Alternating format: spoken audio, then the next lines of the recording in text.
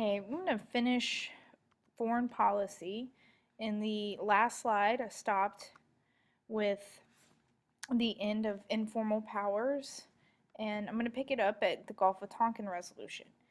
The Gulf of Tonkin Resolution is an example how when the nation is in crisis, the president gets or obtains more power over making foreign policy.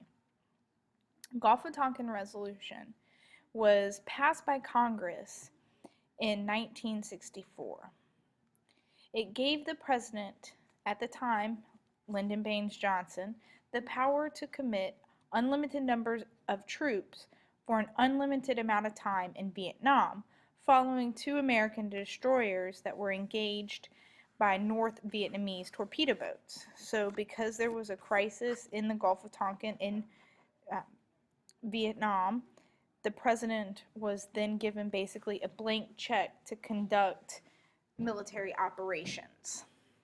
Okay, so for 10 years, the power of the presidency had greatly expanded in regards to making foreign policy and conducting war. There was really no check the Congress had on him anymore because the Congress said, look, whatever money you need, we'll give you. However many troops you want to send, that's fine. We're not even going to ask to declare war. You have a blank check. Do what you got to do in Vietnam. And that ran its course for 10 years. Then the War Powers Act was passed. The War Powers Act said that the president had to ask a formal declaration of war from Congress if he wants to commit troops for more than 60 days. Okay, and it tried to limit the power of the president in conducting war. So the president had to ask for permission to conduct war and had to give Congress updates on what he was doing abroad or in these war planning and in his the process of conducting a military conflict. And we'll talk about more about war powers when we get to President versus Congress. All right, legislative powers. Despite separation of powers, the president has a lot of legislative powers. Remember, the president is elected based on a coalition of voters. Those voters coalesce around the president and the party based on the promises he makes. He must fulfill those promises when he gets into office. So he has some formal legislative powers, and he also has a lot of informal powers that he's acquired over the evolution of the presidency, like the ability to use a lightsaber. All right. Formal legislative powers, of course, he can give his State of the Union address. And the State of the Union address, constitutionally, is when the president is just to inform Congress what's going on, where the state of the nation is, how is the economy doing, what is it, what kind of job are we doing domestically with social policy, what kind of things are we got going on abroad. But it really has evolved into an outline for the administration's legislative agenda. So basically, it's a guaranteed bully pulpit, except Congress really doesn't always listen to him. If the president isn't very popular, Congress just kind of smiles, nods, claps, and doesn't really listen to what the president is calling for in the State of the Union. Now, in the past, the State of the Union has been an opportunity for powerful presidents to propose policy programs. Like FDR proposed a lot of the New Deal legislation. That was his policy program. JFK used the State of the Union to introduce a lot of elements of his New Frontier policy program. So that was his legislative agenda. And LBJ had his Great Society program, which included equal opportunity and increased funding in education and increased funding for healthcare and programs like Medicare and Medicaid. Okay, so those were where they had an opportunity to inform the people about what they'd like to see legislation passed regarding. The Presentment Clause. Okay, the Presentment Clause is the part of the Constitution in Article 1 that says that the president has the power to have all bills presented to him and at that point he may pass or veto those laws.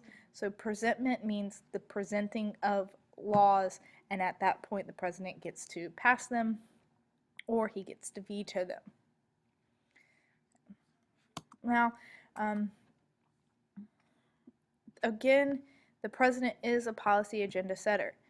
To protect their coalition in order to secure re-election for them and members of their party in Congress, they must make good on campaign promises. If they promise reform, they have to get reform passed. If they promise to balance the budget, if they promise not to raise taxes, they got to be able to do that kind of stuff. What they want is dictated by their ideology, of course. So a liberal agenda is going to look different than a conservative agenda. All right, so let's take that based on foreign policy. A liberal agenda or a liberal president is going to set a foreign policy agenda that focuses on diplomacy and diplomatic talks. Whereas a Republican or conservative agenda might emphasize more of the military spending and having strong military presence throughout the world. Domestic. So there's all sorts of things that fall under domestic policy. Right now we have immigration. Immigration reform might look different for a liberal. Immigration reform for a liberal right now would include a path to citizenship. However, a lot of conservatives aren't interested in a path to citizenship. So that would be the difference between the two. Domestic agenda would also include education.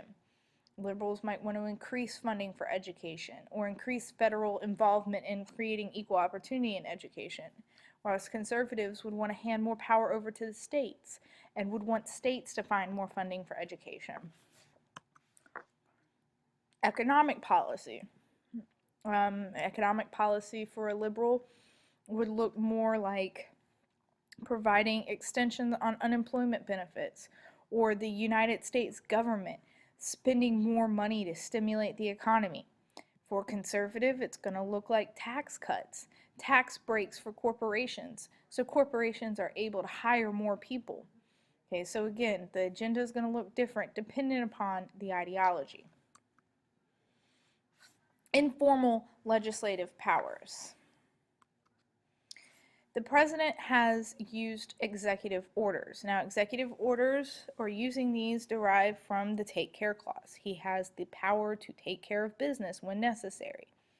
The executive orders are official documents. They are numbered consecutively, through which the presidents of the United States manage the operations of the federal government. They are enforced like law. They are, however, subject to judicial review, just like law. Okay, so basically the president is writing law, Congress can overturn it. And the presentment of bills has evolved into an aspect that is informal. Knowing that all bills must be presented to the president, he is able to use the bully pulpit and lobby Congress to get bills that he wants to sign passed through Congress. So knowing that he has the formal power of presentment, he can threaten to veto a bill. If Congress is working on a bill that Obama doesn't like, he can threaten to veto it, saying, you're going to have to present that to me and I'm not going to sign it. So change it. Or if there's a bill and there's immigration bill on the table and he doesn't think it's enough, then he can say, eventually you're going to have to present this to me, so why don't you add this, this, and this, and then I'll sign it. Okay, again, it's important for the president to pass his agenda because he is worried about his party's success. Okay.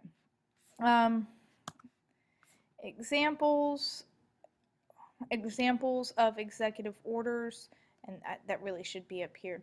Examples of executive orders that you probably know of is Executive Order 9066, which refers to this image right here, where President Roosevelt interned Asians living on the west coast of the United States because he believed that they potentially were spies for the Japanese during World War II.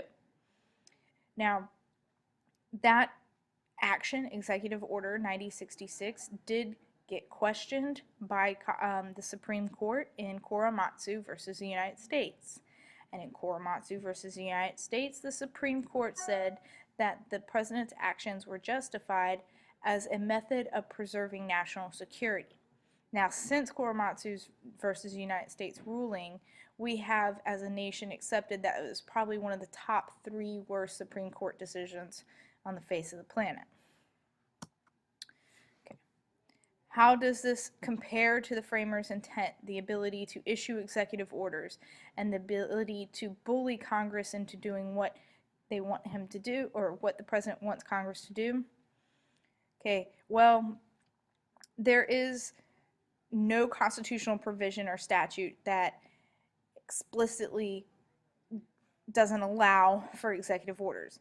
And there's nothing in the Constitution saying that the president can't use the power of his popularity to get Congress to do what he wants them to do. However, the president was not supposed to be the most powerful person in the United States government. So it has flexed the Constitution or the intention of the framers, and the president has used the Take Care Clause and his legislative powers to expand his powers over public policy.